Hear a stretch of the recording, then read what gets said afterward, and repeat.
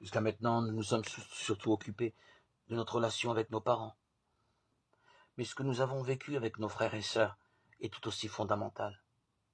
Nous allons nous trouver là, face à la jalousie, à la rivalité, à la comparaison dans l'affection, à la reconnaissance donnée à l'un plus qu'à l'autre, au problème des préférences. La place que nous occupons dans la fratrie est évidemment importante. Notons qu'un enfant peut se trouver en rivalité avec l'un de ses parents, mais aussi dans le cas d'un enfant unique envers d'autres enfants. Il est impossible d'éviter de vivre des mouvements perturbants, remuants, douloureux. Ils sont normaux, inévitables. Mais il s'agit de les dépasser, d'apprendre à vivre une relation bien située à sa juste place. Les blessures vécues dans la fratrie sont souvent très archaïques, très lointaines, profondément enfuies, et de ce fait, elles deviennent fréquemment source d'infection. La Bible est emplie d'histoires de frères rivaux dont l'un veut s'emparer de ce qui appartient à l'autre, ou être comme lui pour bénéficier de ce qui lui est donné. Qu'un dont l'offrande n'est pas agréée par Dieu alors que celle d'Abel l'est tue son frère. Genèse 4, 3, 8.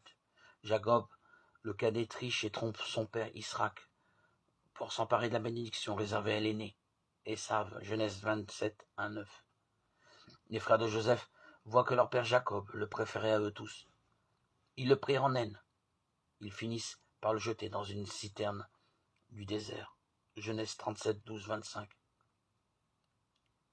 La convoitise se retrouve partout dans l'Écriture.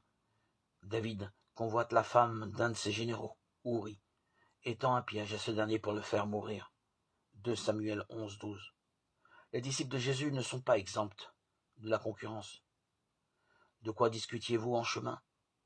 Mais ils se taisaient, car en chemin, ils s'étaient querellés pour savoir qui était le plus grand. Marc 9, 33, 34.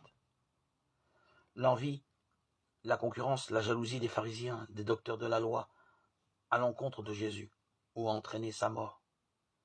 Lui, l'innocent.